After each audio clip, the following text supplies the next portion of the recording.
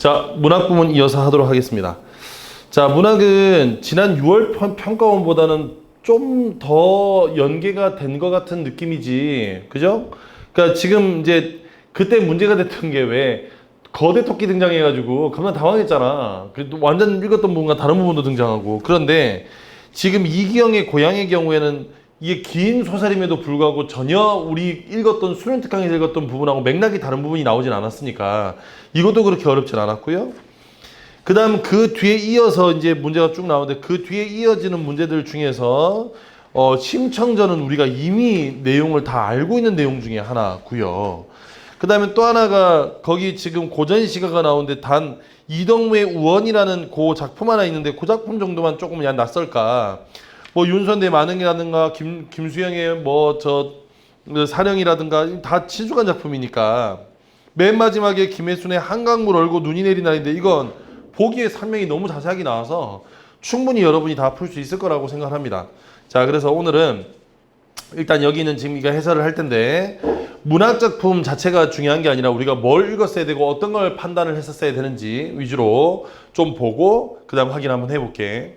내가 문학은 6편 때 했을 때 똑같이 얘기했었어. 뭐가 중요하다고 했냐면 우리가 문학 지문을 할 때 문학을 이제 대비를 해야 되잖아. 80일 뒤에 치게 될 수능을. 그럼 문학을 대비할 때 첫 번째 뭘 주의하라 그랬냐면 EBS 연계 주의하라 그랬습니다. EBS 연계 주의하라 그랬어요. 그러니까 무슨 말이냐면 EBS 교재에 나왔던 문학 작품 올해는 유독 더 많이 반영할 거로 예상이 돼. 그러니까 무슨 말이냐? 예전에 비해서 난이도를 조금 더 떨어뜨리기 위해서 지금 현재 코로나 때문에 공부가 많이 안 돼 있는 상태니까 내신으로 봤던 그 수능 특강 문제하고 그렇게 크게 벗어나지 않는 범위 내에서 문제를 출제하도록 아마 노력을 할 겁니다. 그래서 EBS 연계의 중요성은 좀 더 올라간다. 그래서 반드시 수능 특강과 수능 완성을 다 대비할 필요가 있는데 그때도 내가 무슨 얘기를 했냐면 시하고 소설로 나누어서 되도록이면 시는 전문을 다 보고 전문을 모두 확인하고 여기는 이 작품에서의 주제 혹은 주제의식 그 다음에 주된 표현상의 특징 이런 것들 웬만하면 다 기억해 두시라고 했습니다. 왜냐하면 시라는 건 그렇게 길지 않으니까. 물론 이제 뭐 고전시가 중에 안민가나 간민가 같은 경우에는 안민가래 간민가나 만원사 같은 경우에는 좀 길긴 한데 그렇게 긴 작품도 기출문제보다는 듬성듬성 나오니까 그런 부분 위주로 해서라도 조금 반원시 필요가 있고요. 되도록이면 전문을 다 볼 수 있는 게 있으면 전문을 다 확인하고 고전시 같은 경우에 해석도 조금 해놓으면 도움이 되겠지, 그지? 그래서 되도록이면 전문을 다 봐라. 그러니까 그 정학규의 농가원령가 이런 거 다 못 봐요. 그러니까 못 보니까 못 보는 건 깔끔하게 포기하고 볼 수 있는 것만큼 최대한 보고 최소한 주제와 표현상 특징 정도는 우리가 기억을 해두자. 그러면 일단 시문제 푸는 데는 크게 문제가 생기진 않아. 자, 그 다음 소설입니다. 자, 소설은 전문을 다 읽을 수 없지. 야, 이거 어디 다 읽고 있냐 이걸. 그 많은 걸 다 읽으면 여기 지금 나오는 이기영의 고향만 해도 생각보다 좀 긴 장편 소설입니다. 그러니까 다 못 읽어요. 그래서 내가 뭐 확인하라고 했냐면 줄거리를 확인해 두되 중요한 건 이 스토리가 중요한 게 아니라 인물 간의 관계가 중요하다. 인물 간의 관계가 중요하다. 그래서 그 소설의 중심 인물들이 각각 어떤 사람과 어떤 사람이 갈등하고 뭐 때문에 갈등한다는 거 거기다 쓰면서 정리해야 돼. 그래서 인물 간의 관계 나오는 거 정리할 필요가 있다. 이해가 됐습니까? 그래서 EBS 연계는 이렇게 공부를 해두시기 바랍니다. 이해가 됐죠? 그러니까 내용을 알면 쉬워지는 것들이 많아요. 그러니까 여기서 내용을 알면 쉬워지는 게 많다는 얘기는 내가 이미 알고 있는 내용, 이미 내가 여기서 충분히 알고 있는 내용 가지고 여기서 몇 개의 선지들을 지울 수 있다 이겁니다. 그러니까 예를 들면 이런 거예요. 자, 19번 문제 한번 봐봐. 보기를 참고하여 윗글을 감상한 내용으로 적절하지 않은 것은 이렇게 19번 문제를 우리가 뭐라고 하냐면 종합적 감상이라 그래. 이런 문제를 종합적 감상이라고 합니다. 그러면 이렇게 종합적 감상 문제가 나오면 내가 인물관계를 안다 치자. 우리 알다시피 지금 이 소설은 안승학이라는 인물과 휘준이 서로 갈등하는데 여기서 안승학이라는 인물은 앞에 지금 보시면 알겠지만 원래 거지였는데 뭐였다고? 이렇게 부자가 돼가지고 여기 오히려 못 사는 사람들을 더 괴롭히는 역할을 합니다. 그래서 여기는 이 사람은 그 안승학이라는 인물은 우리가 여기는 이 인물 관계를 이렇게 희준하고 묶어가지고 정리를 해두면 결국에 지주의 편에서 여기는 지금 사람들을 되게 못 살게 사람들을 뭐 한다고 해야 되지? 횡포라고 하자. 횡포를 부리고 있는 사람이라면 얘는 지식인인데 오히려 돌아와서 뭐 하고 있냐면 거기는 그 농민들을 위해서 뭐 두레를 만들고 뭐를 만들고 해서 농촌 개혁을 하려고 하는 인물이다. 이렇게 우리가 지금 기억하고 있어요. 그러면 그렇게 하고 있다면 여기에 19번에 4번 위험스럽게 하대하면서도 호령할 용기를 내지 못하는 인물의 심리는 자신의 사회적 지위를 인정하지 않은 이들에게 반감을 드러내는 인물의 모습을 드러내는 건 그랬는데 여기서 호령할 용기가 생기지 않아. 그러면 호령할 용기가 생기지 않는 것은 왜 그러냐면 이들에게 반감을 드러내는 모습보다는 이들의 반감을 드러내는 모습 횡포를 부리지만 우리 수능특강 읽었던 거 잘 생각해봐. 희준이가 와서 두레 만들려니까 처음에 반대해 안 해?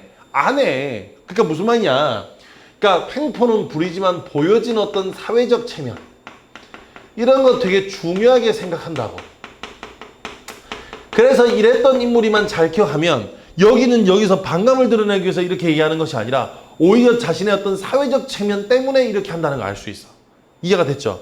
그래서 19번의 정답은 4번인 거야. 다시 한 번 더. 이렇게 인물관계를 정리해두면 한결 문제가 쉬워진다. 그래서 되도록이면 인물관계를 좀 정리해 두시기 바랍니다. 소설 같은 경우에. 자, 그 다음 두 번째 갑니다. 2번.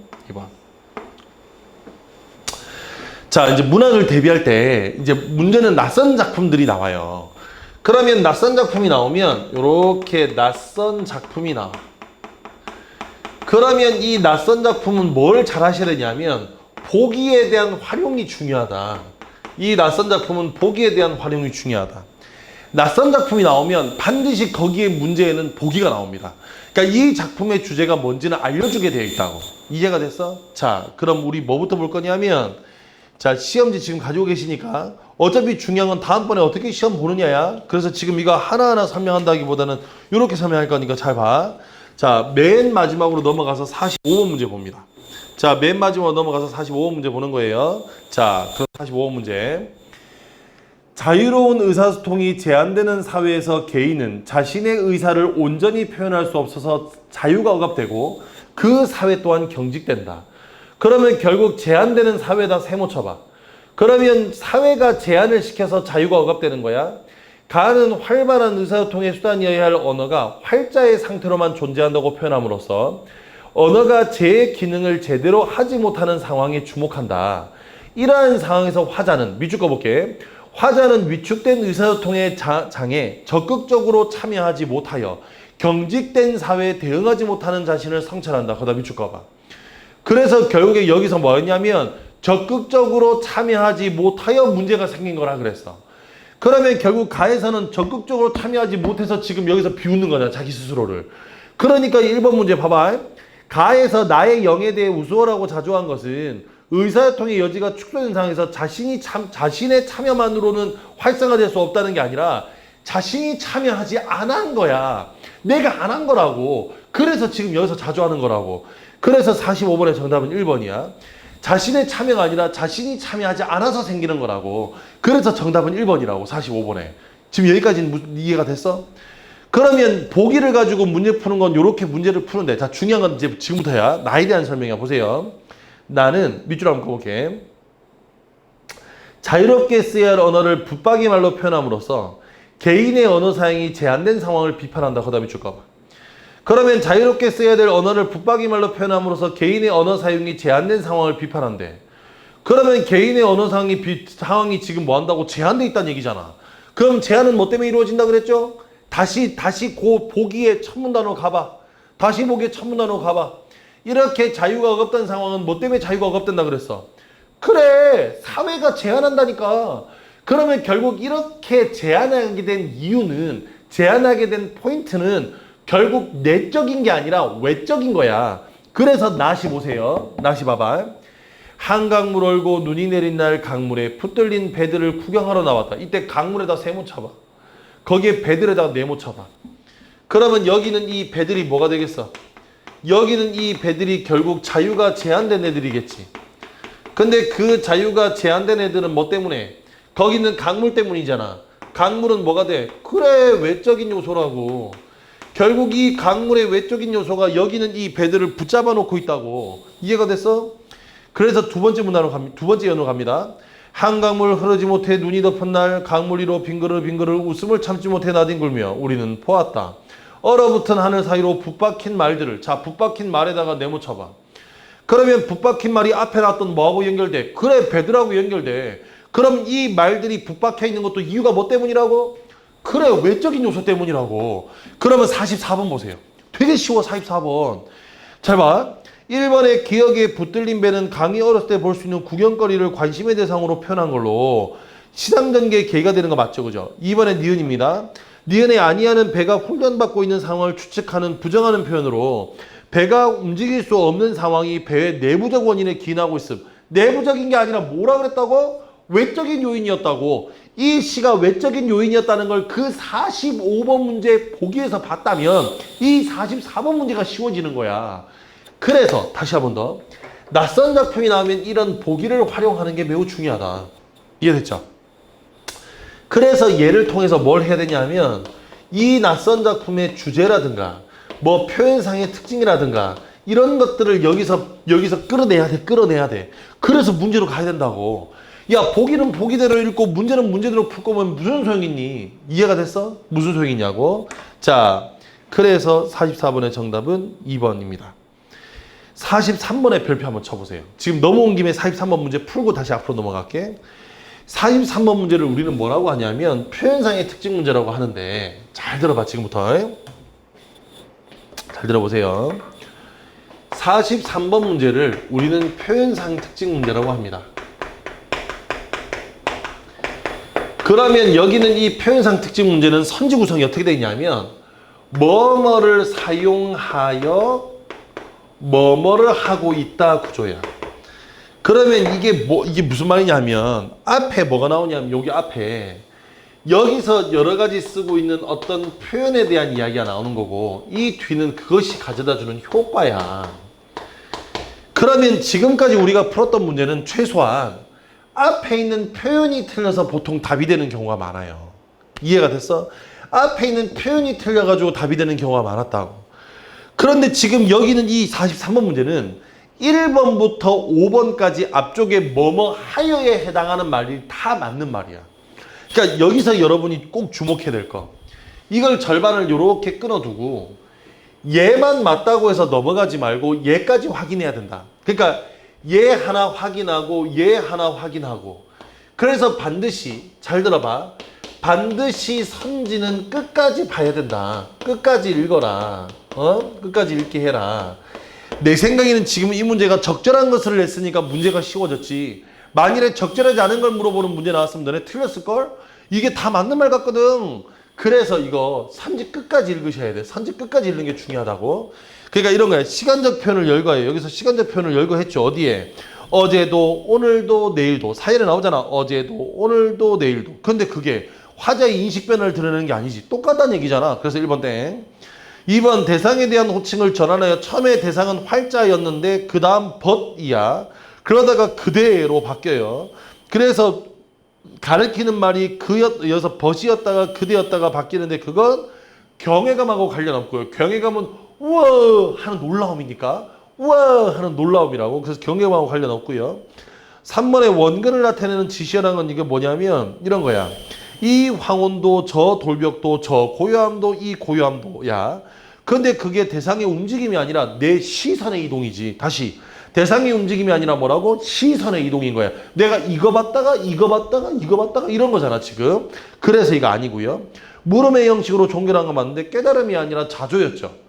그죠? 깨달음이 아니라 자조였잖아. 그래서 정답 몇 번이야? 5번이야. 동일한 구절을 반복하여 시적 상황에 대한 화자의 부정적인 정서가 심화되는 과정.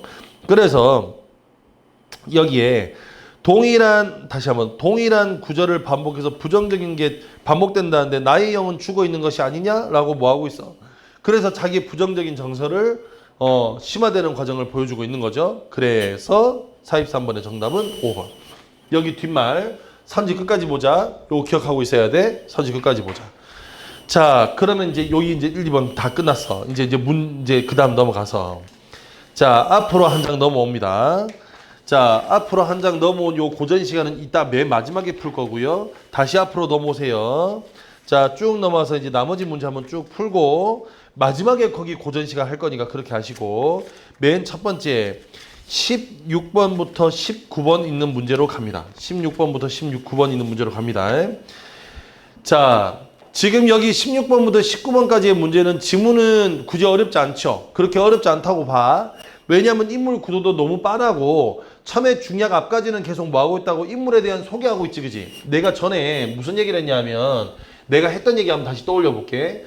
지금 이제 소설 연달아 두 편 볼 거니까 소설 감상에 대한 얘기를 하면 잘 들어봐. 자, 제가 수업 시간에 무슨 설명을 했었냐면요. 이런 얘기를 했습니다. 이런 얘기를 했어요. 소설 지문이 요렇게 있어. 소설 지문이 요렇게 있어. 그 다음에 여기에다가 내가 임의의 실선을 요렇게 그는다고 치자. 소설을 그냥 절반으로 자르는 거야. 내가 임의로 자르면 주로 앞부분에서 내가 뭐 한다 그랬냐면 인물에 대한 소개, 인물에 대한 정보 제공, 인물에 대한 정보를 제공해 주는 게 주로 앞부분 내용이다. 그에 비해서 여기는 이 뒷부분 내용은 그래서 그런 등등등의 인물들이 사건을 전개해가는 과정이라 그랬어. 그래서 내가 이거 소설 읽을 때 뭐라 그랬냐면 전반부에서는 주로 인물의 어떤 정보를 파악하는 게 먼저라면 이 후반부는 결국 갈등의 양상이 중요하다. 그래서 그 갈등이 해소가 되느냐 심화가 되느냐 그것만 보라 그랬어. 그래서 앞부분에 얘가 중요하다고 말씀을 드렸어요. 지금 봐봐라. 평가원이 정말 그렇게 문제를 낸다니까? 중략 앞까지 뭐에 대한 설명이야?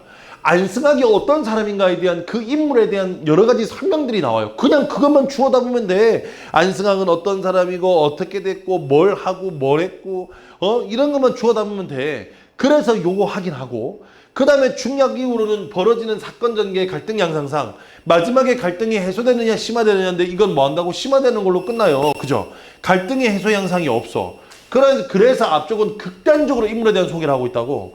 그래서 16번에 A의 서술상의 특징에 대한 설명으로 가장 적절한 걸 찾으라 그러면 정답은 5번이죠. 그죠? 여기서 지금 뭐 하고 있냐면 서술 대상의 독백적 서술을 통해 서술 대상에 대한 독백적 서술을 통해 서술 대상에 대한 정서적 반응이 제시된다. 이게 정서적 반응이 어디 있냐고 이게. 회고적 서술. 그래 과거의상은 될 수 있지. 근데 그건 성찰하는 게 아니잖아. 병렬적 서술. 병렬이 아니라 시간의 흐름에 따라 쓰고 있어요. 병렬이란 건 자 거기서 내가 하나 해볼게. 병렬적 서술의 밑줄 한번 꺼봐. 자 병렬적 서술이란 건 어떻게 돼야 되냐면 이렇게 돼야 되는 거야. 병렬적 서술이란 사건이 여러 개 제시돼야 돼. 사건이 여러 개 제시돼야 되고 그 여러 개가 서로의 인과관계를 갖고 있지 않은 채로 제시돼야 병렬적 구성입니다. 지금 여기서는 사건이 한 두어 개의 에피소드가 나오는데 그건 모두 누구에 대한 거냐면 여기는 이 안승학이라는 사람이 어떤 사람을 보여주고자 하는 거니까 병렬적 서술은 아닌 거예요. 이해됐죠? 병렬적 서술은 아닌 거야. 그 다음에 묘사적 서술은 뭐 해야 돼? 묘사적 서술의 밑줄 한번 꺼봐. 얘들아 묘사를 하려면 눈에 보이듯이 서술해야 돼. 그럼 어떻게 해야 될까? 그래 묘사적 서술은 무조건 구체적 진술이 일어나야 돼. 그런데 구체적 진술이라 봤더니 이 소설 여기 있는 부분은 철저하게 무슨 진술이야? 그래 요약적 서술이야. 그래서 앞에서 안승학이 살았던 삶을 그 내용 안에다 쫙 압축해서 보여주고 있잖아. 그런 다음에 거기에 개괄적으로 제시한 거죠. 그래서 16번의 정답 몇 번이라고? 5번이라고. 알겠어? 16번의 정답은 5번이라고. 자, 그 다음에 17번. B에 대한 이해로 적절하지 않은 것은 그랬습니다. 새로운 문물의 도입이 거기 봤더니 뭐가 나왔냐면 거기에 그 뭐 우편소 뭐 이런 거 나왔죠. 그래서 사람들의 의식이 혼란스럽게 하는 상황이 나타나고 있다. 맞죠? 새로운 문물이 실생활에 쓰이는 현장을 소개함으로써 사람들의 생활 방식이 변해야 함을 알려주고 있다. 야 이게 무슨 주장하는 글이야. 뭘 변해야 함을 알려줘. 그냥 새로운 문물이 바뀌는 현장을 하는데 그 와중에 그래도 좀 뭔가 들어본 적 있는 안승학이가 아는 척 하다 보니까 눈에 띄는 거야. 이해가 됐죠? 그렇게만 이해해 주시면 되는 거예요. 그래서 17번의 정답은 2번이야. 이해가 됐지? 자, 18번에 요구 조건을 중심으로 윗글을 이해한 내용으로 적절하지 않은 것은 그랬어. 자, 그러면 여기서 잘 들어봐. 한 가지 내가 팁을 하나 여러분 알려드리면 이 소설은 대화 구성이 이렇게 돼 있어. 그러면 나 팁 하나 달아볼게. 대화가 나오면 이 대화가 누구 대사인지를 잘 봐야 돼. 이 대사가 누구 거냐? 이거 되게 중요하거든. 소설 읽을 때 앞에다가 사람 이름을 써. 이거 잘 파악 못하는 친구들은 대화 앞에다 사람 이름 쓰라고. 이거 누가 있는지 말 알아야지. 자, 맨 마지막 보세요. 괜히 여기서 그 앞에 나락을 베는 것 글로 가서 일찍이 나락 베는 것이 당신들에게 유리할 것이야. 그 다음에 그 밑에 보면 피차에 물질상 손해만 더 나지 말게 하지 말고 다 돌아가서 일하라 이거야. 그러면 이런 말들 다 누가 한 거야? 그래, 안승학이 한 거야. 여기서 희준에 대해서 안승학이 염려하는 게 아니라 희준은 불행 때문에 벌어질 일을 경고하지 않았어. 오히려 불행 때문에 벌어질 일을 경고하는 건 안승학이지. 그 안승학이 희준에게 한 말이야. 이해가 됐어? 그래서 정답은 3번입니다. 누가 얘기한지 알아야지. 다시 한 번 더.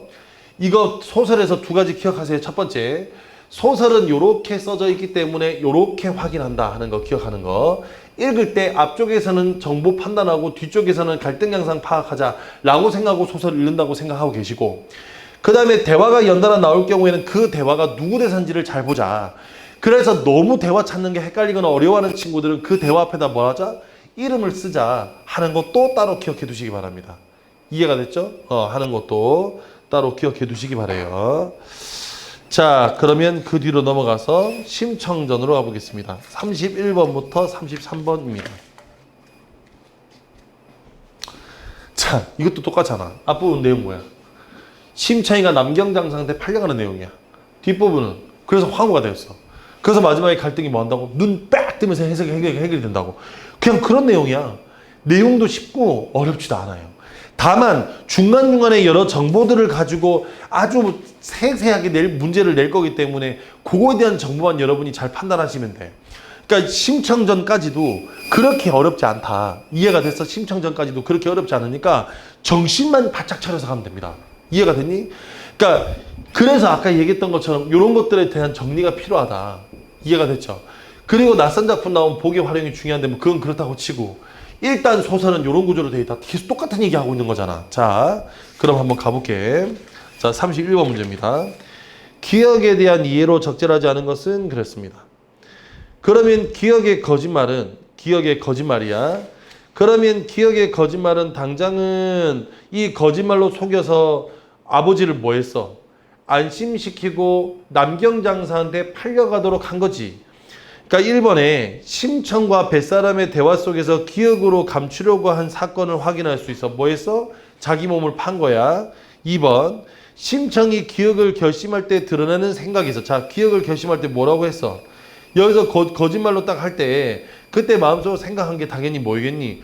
어찌 부친을 속이라마는 어쩔 수 없는 형편이라서 잠깐 거짓말을 했다는 거니까 불가피하게 기억을 선택했음을 알 수 있죠. 기억을 전후하여 진행된 심청과 신봉사의 대화에서 기억에 등장하는 인물이 신봉사에게서 낯설지 않은 존재임을 알 수 있다. 그러면 기억에 등장하는 인물이 신봉사에게 낯설지 않은 존재임을 알 수 있다고? 여기에서 지금 기억에 등장해 뭐가 나오냐면 거기에 장승상 때 노부인 나오는데 뒤에 신봉사 대답받더니 그 사람을 아는 것처럼 얘기를 하지. 야, 만일에 몰랐으면 첫 대사가 뭐겠니? 그게 누군데? 라고 했을 거 아니야. 근데 그게 아니었다고. 자, 그 다음에 4번에 신봉사가 기억을 듣고 보인 반응에서 기억이 신봉사의 의심 없이 받아들였어. 왜냐하면 그 기억 밑줄 꺼져 있는 데서 하나, 둘, 셋, 넷, 다섯 줄 내려가면 신봉사 물색 모르고 이 말을 반겨 듣고 뭐였다고? 반겼다고. 오히려 딸내미가 지금 팔려간다는데 반겨하고 있다고. 왜? 그게 죽으러 가는 길이 아니라 양반집 자녀로 가는 거니까 나보다는 양반집이 더 잘해주겠지. 그 얘기 하는 거야. 이해가 됐죠? 자, 정답은 5번입니다. 신봉사가 기억을 듣고 한 말에서 기억이 신봉사와 심청과 신봉사 사이에 갈등을 해소하는 단초가 될 수 있다. 여기서 갈등은 잘 생각해봐. 신봉사하고 심청이 갈등이 어디 있니? 그렇지. 잘 생각해보면 그렇지 않아? 뭘 해소하기는 갈등이란 게 없는데 여기서 갈등이 될 게 없는 거예요. 심청이가 지가 지금 몸 팔고 지금 아버지를 해서 눈 띄우겠다고 지금 저렇게 팔려가고 있는데 이게 뭐가 갈등이 있을 게 뭐가 있어. 그래서 31번의 정답은 5번. 32번의 A에 대한 설명으로 가장 적절한 것은 여기서 A에 대한 설명은 정답이 2번입니다. 요건 찬찬히 읽어보면 알죠. 그래서 황후가 뭐 한다고 처자가 있냐고 물어보고 내 자식이 지금 거기서 죽었다는 얘기를 하자마자 아이고 아버지 이렇게 된다고? 그래서 정답은 2번입니다. 자, 그 다음에 33번. 보기를 참고하여 윗글을 감상한 내용으로 적절하지 않은 것은, 그러면 보기 내용이 되게 중요하다고 말씀을 드렸어요. 그래서 보기 내용이 되게 중요한데 지금 여기서는 효를 실천하기 위해 자기 희생을 선택한, 결국에 심청의 효행으로 인한 되게 모순적인 상황이 발생하게 됐어. 그런데 문제는 여기서 심청은 그 모순적인 상황에서 자기 몸을 파는 걸 선택했죠. 그러므로 여기서 모순적인 상황을 걱정한 적이 있니 없니? 없어. 단 한 번도. 오히려 자기가 팔려가서 서글퍼서 마지막 장면에서 눈물을 흘리는 건 있긴 하지만 결국에 자기의 선택에 대해서 후회하거나 하지 않습니다. 그러니까 33번의 정답이 3번이 되는 건 잘 봐. 심청이 어찌 아비 눈띠라는 말을 듣고 그저 있으리라는 말하는 것으로 보아. 심청은 효행 그 자체보다는 효행으로 인한 모순적 상황을 걱정하고 있는 게 아니라 효행 그 자체를 중시한 거야. 그래서 33번의 정답은 3번이 되는 겁니다. 알겠죠? 이건 주제만 잘 알아도 풀 수 있는 거잖아. 심청 전의 내용이 뭔지 알고 주제가 뭔지만 알아도 우리 풀 수 있는 거가 되겠죠. 그죠?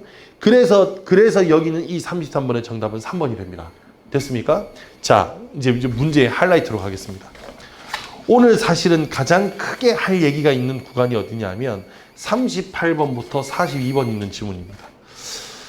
자, 여기는 이 지문은 이거 문학 대비 이거 다 적었을 테니까 지울게.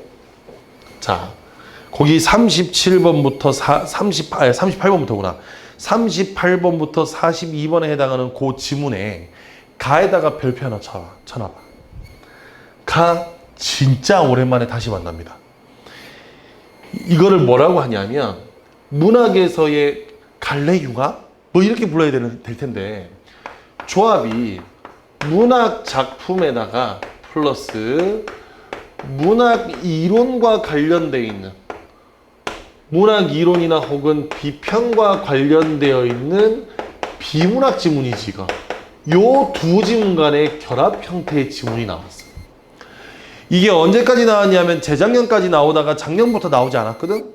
그러다가 갑자기 이번 9월에 갑툭 튀한 거예요. 이해가 됐죠? 갑자기 툭 튀어나오게 된 거야. 그러니까 여기는 이 지문에 대해서 우리가 어떻게 대비할 건가에 대한 대비책이 있어야 돼. 얘가 가장 멍청한 게 뭐냐면 여기는 이 가부터 차례대로 읽어가는 겁니다. 여기는 이 가부터 읽고 나 읽고 다 읽으면 망한 거예요. 이해가 됐어? 자, 왜 그러냐? 잘 들어봐라. 이 문학 이론이나 비평 지문은 종류가 두 가지가 있어. 종류가 두 가지가 있어. 하나는 뭐냐면 하나는 지문에 대한 설명. 지문에 대한 설명이 있는 지문이 있고 지문에 대한 설명 없이 그냥 진행하는 게 있어요. 지금 여러분 가만 빨리 보세요. 두 문단밖에 안 되는데 두 문단 빨리 훑어봐도 대충 느낌 오지? 뭐가 없어? 지문에 대한 설명이 없어. 자, 그러면 이제 여기서 반응이 달라지는 거야. 만일에 지문에 설명이 있는 문학 이론 지문이 나오면 이 지문은 반드시 지문보다 먼저 읽어야 돼.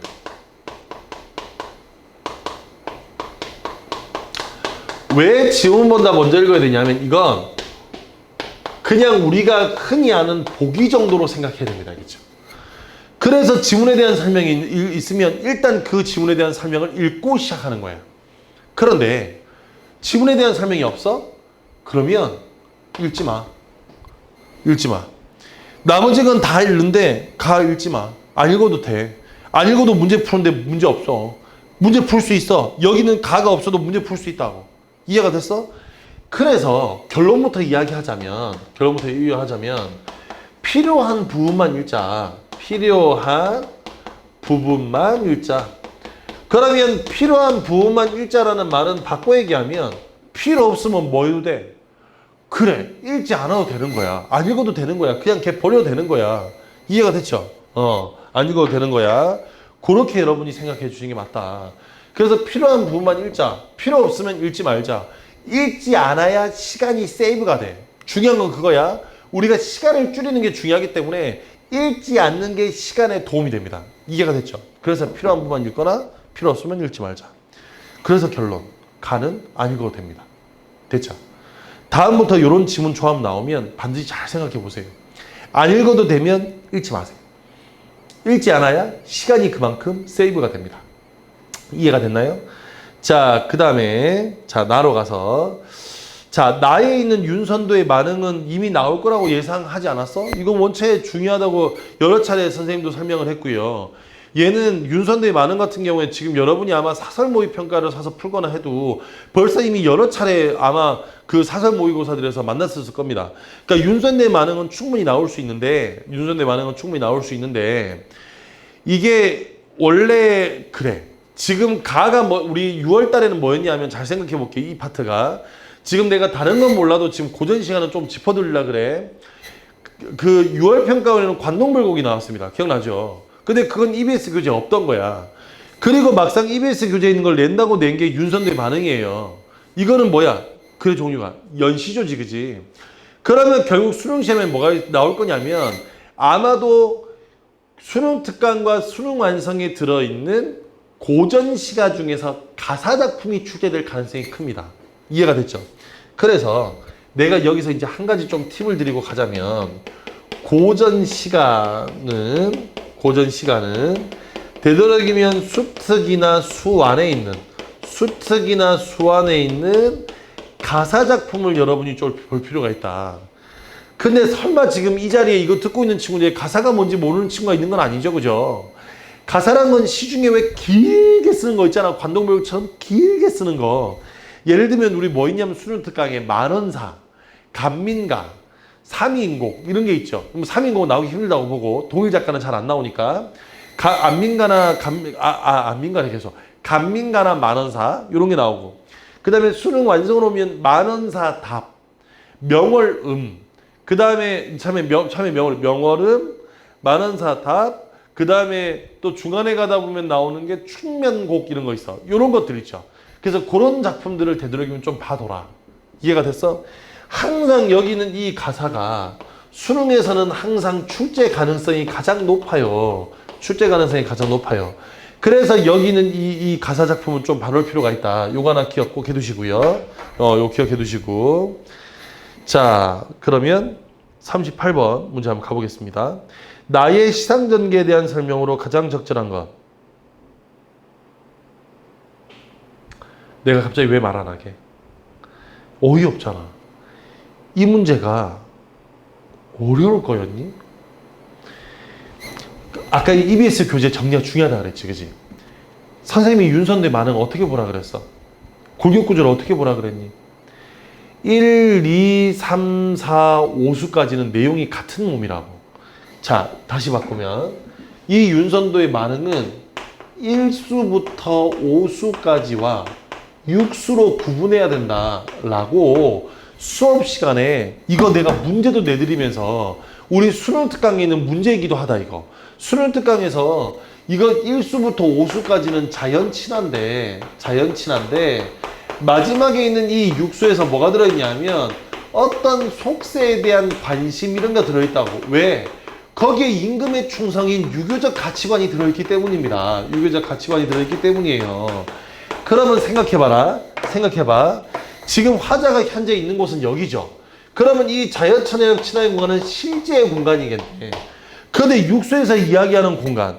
결국 여기는 강산이 좋다 한들 내분으로 누웠냐 임금은 얘를 이제도 갈 것 같다라는 그곳은 실제의 공간이 아니라 관념적 공간이어야지 내 생각이 들어있는 공간이어야 되는 거잖아. 그래서 내가 이 나에서 시상전개에 대한 문제를 물어보면 윤선도의 반응은 어떻게 되냐 무조건 이렇게 나눠놓고 생각하라고. 그러니까 예를 들어 2번에 1, 3수를 비교한다든가 2번에 2수와 5수를 비교한다든가 4번 여기서 4번에 3수와 4수를 비교한다든가 하는 것들은 결국에 잘 안 된다고. 답이 시상전개상 얘네는 구분되지 않아요. 그리고 5번은 3수하고 갑자기 6수를 묶어서 묶긴 왜 묶어? 따로인데. 그래서 앞쪽은 실제의 공간, 뒤쪽은 뭐 얘가 생각하는 유교적 가치관이 있는 관념적 공간 얘기하는 거니까. 그래서 38번의 정답은 1번이다. 그래서 제가 다시 한 번 더 말씀드립니다. 수업 시간에 제가 하는 얘기 허투루 듣지 마시고. 이해됐죠? 내가 하는 것들 정리가 된 것들이 있으면 그것도 잘 정리해 두시고, 만일 지금 이제 내 영상을 지금 보고 있는 이 학생들 중에서 이미 수업을 놓쳐서 못 들었던 친구들은 그렇다고 내가 리바이벌 해줄 수는 없잖아. 그러니까 못 들었던 친구들은 되도록이면 이런 등등등 정리해 주는 데서 전체적인 골격 구조를 잡아주는 그런 영상들을 많이 보실 필요가 있습니다. 그러니까 여기서 이제 내가 마지막으로 이제 여러분의 할 얘기야. 그러니까 밑에 이제 다의 감상도 이제 같이 해야 되는데 꼭 할 얘기. 잘 들어봐.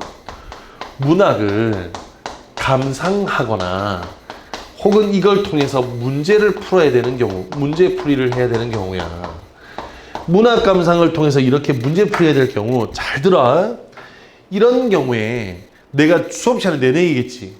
여기는 이 문학작품에 대한 이 문제는 어떤 특정한 시어나 어떤 특정한 구절만 가지고 물어보는 문제는 없다.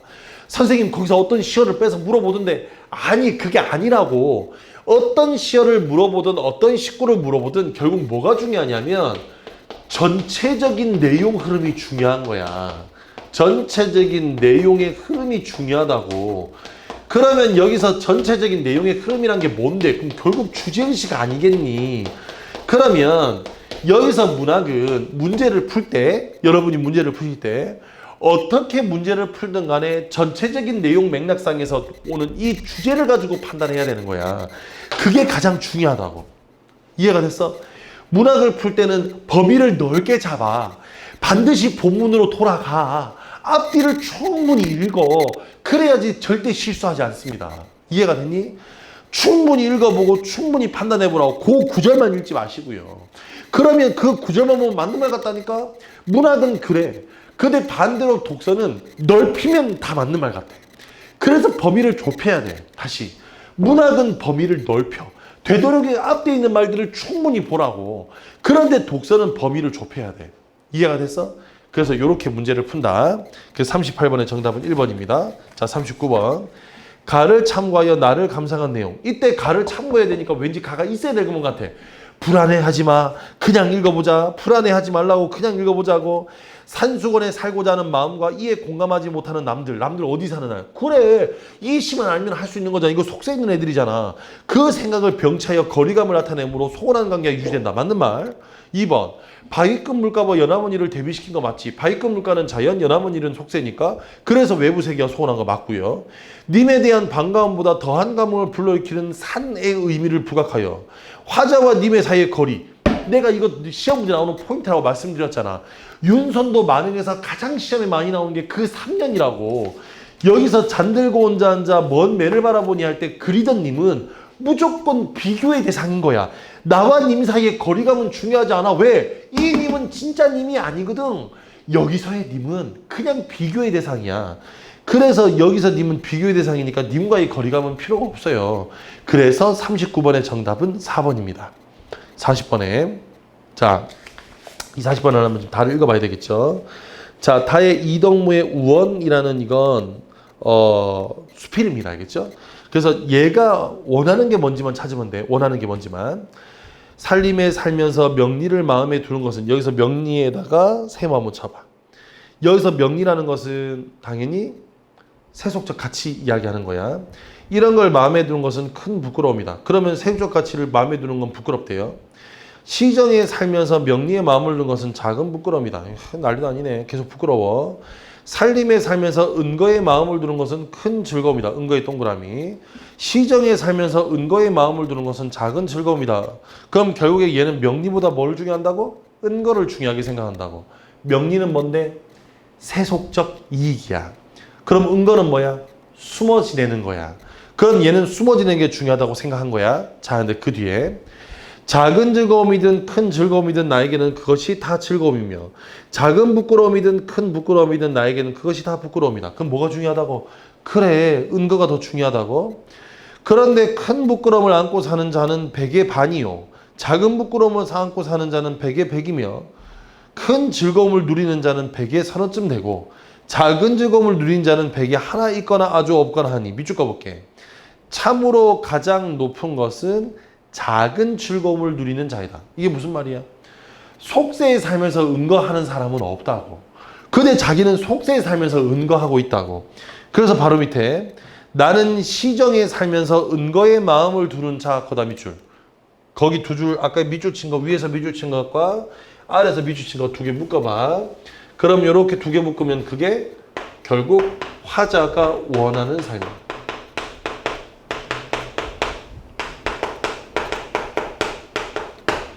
그럼 이 친구는 뭔가 거창하게 자연까지 가가지고 막 이렇게 하는 게 아니라 이곳에 살면서 그렇게 시장에 살면서 은거의 삶을 살고 싶은 거예요. 그러면 은거가 중요한 거니까 얘가 중요한 건 즐거움이지. 40번의 정답은 1번이겠네.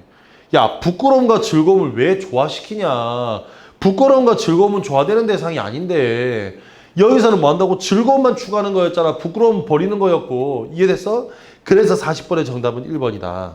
41번에 기억과 니은에 대한 설명이야. 자, 기억은 어리고 야함의 뜻에는 내 분인가 하노라. 여기서 어리고 야함에다가 동그라미 쳐봐. 어리고 야함이 누구야? 얘 화자 자신이야. 화자 자신을 낮춘 거야. 그죠? 화자 자신을 낮춰서 얘기한 거고요. 맨 마지막에 나의 이 말은 대부분의 사람들의 생각과 먼 물정 모르는 소리. 자, 물정 모르는 소리에 동그라미 쳐봐. 이것도 화자 자신이야. 그러면 기억의 말이나 니은의 말이나 둘 다 뭐 한다고? 자신을 겸손하고 낮춰서 얘기하는 거겠죠. 그죠? 그러면 겸손하게 낮춰서 이야기하는 것이니 41번의 정답은 5번입니다. 자신이 말하고 있는 바를 우회하여 표현한 거야. 겸손하게 돌려 말하기. 하지만 그 안에는 뭐가 들어있다고? 그래, 자부심이 들어있다고. 만족감이 들어있다고. 나 이렇게 살아야 된다고. 그래서 41번의 정답 5번. 나머지 볼까요? 1번. 기억은 남의 차지를 남의 일을 말하듯이 표현함으로써 자신의 문제를 회피하고 있다. 남의 일 말 자신의 문제를 회피하는 거 아니죠. 그죠? 2번. 자신의 과오를 인정하는 것도 아니고요. 그 다음에 자신의 차지를 자문자답의 형식. 여기선 자문자답을 쓴 적 없고요. 니은에서 자신의 생각을 남의 말을 인용하여. 남의 말을 인용한 적도 없죠. 정답은 5번밖에 없네 뭐. 예, 그렇게 어렵지 않습니다. 42번에 A를 바탕으로 나다를 이해한 내용으로 적절하지 않은 것은 A가 뭐냐면 의미가 생성되는 양상이야. 그러면 이거 주제하고 똑같은 거잖아. 무정물인 대상에 대해. 무정물인 대상이 뭐야? 1번에 자연이겠죠. 호감을 표현한 것은 자신의 정서를 대상에 투영한 거 맞고요. 자연의 의미를 부여하는 것은 자신의 생각을 대상에 투영하여 세계를 해석하는 것. 그러면 자연에다가 의미를 부여, 살림에다가 의미를 부여하는 것은 결국 내 생각을 대상에다 투영해서 세계를 해석하는 거 맞고요. 다의 삶의 방식을 상대적 기준에 따라 나누어 평가한 것은 결국 자기의 생각이 어떻게 되는 거에 대한 새롭게 파악하는 거 맞지, 그지? 정답은 4번이네. 대다수의 사람들의 뜻을 자기 내면으로 수용하는 과정을 거친대. 아까 얘기했잖아. 맨 마지막에 다에서 맨 마지막에 뭐라 그랬어? 다른 사람들에게 생각과는 먼, 거리가 먼 그런 생활을 사고 있다는 거니까 다른 사람들의 뜻을 자기 내면으로 수용한 적이 없습니다. 그죠? 그래서 정답은 4번이 되겠어. 다시 한 번 더 갈게. 문학은 지금 내가 이것저것 부연부연 설명했는데 일단 EBS 교재에 있는 건 머리에 때려 박아. 야, 성적이 지금 부족하고 예를 들어서 성적도 성적이지만 하마못해 지금 나는 문제를 푸는데 시간이 좀 더 단축이 됐으면 좋겠다고 생각하는 친구들은 일단 EBS 교재에 있는 문학작품은 그냥 머리에 때려 박으라고. 이해됐어? 그냥 좋은 말 할 때 때려 박아. 괜찮아. 내신이라고 생각하고 때려 박으라고. 선생님 EBS 교재 다른 부분이 반영되면요. 그래서 내가 아까 얘기했잖아. 소설은 다른 부분 반영될 거니까 인물관계 정리하라고. 이해가 됐어? 그래서 아니 수험생이잖아. 뭐라도 해야 되지 않겠니? 맨날 그러면 기출문제 6번 7번씩 돌리면 뭐 하겠냐고. 이해됐어? 아는 게 많으면 짱인 거야. 그래서 그런데 6번 7번 돌렸음에도 불구하고 시간 단축도 안 되고 지금 문제를 못 푸는 친구들은 그냥 EBS 교재 때려 박아. 지금 수능 완성 밀려있잖아. 야, 언제까지 할 거냐? 시간 너 수능 끝나고 할 거니? 그때가 시간이 제일 많아. 그래. 수능 끝나고 할 거냐고. 그렇다고. 그럼 진정한 수능 완성이 되겠죠. 그죠? 어? 그러니까 되도록이면 수능 완성도 마무리해서 다 풀고. 이해됐죠? 다 풀고 EBS 교재 다 웬만하면 정리하시고요. 특히나 고전 시간 내가 마지막에 던져주기를 가사가 중요하다고 그랬으니까 되도록이면 가사 작품들 한 번씩 꼭 보기 바라고요. 그 다음에 낯선 작품 나오면 철저하게 보기를 활용해서 문제를 푸셔야 됩니다. 그것도 여러분이 좀 기억해 두셔야 될 것 같고요. 그 다음에 문학은 가장 중요한 거. 문학은 내가 지워버렸네. 문학은 답의 범위가 넓다. 주제를 찾는 게 중요하다. 그래서 기출문제를 내가 가지고 연습할 때도 되도록이면 주제 찾기 연습을 분명히 해보셔야 됩니다. 그냥 문제를 푸는 게 중요한 게 아니야. 작품의 주제와 인물관계를 정리하는 거. 이건 평상시에 내가 공부할 때 혹은 내가 실전에서 문제를 풀 때 다름이 없어요. 그래서 이런 것들을 충분히 정리해서 문학을 한번 봐주셨으면 좋겠습니다. 그럼 마찬가지로 잠시 끊었다가 독서 이어서 가겠습니다. 다음 우리 영상 계속 이어서 보세요. 그러면서 정리도 하고 어떻게 대비한다는 이 계획도 좀 세우는데 도움이 되셨으면 좋겠습니다. 그러면 잠깐 쉬었다 가겠습니다.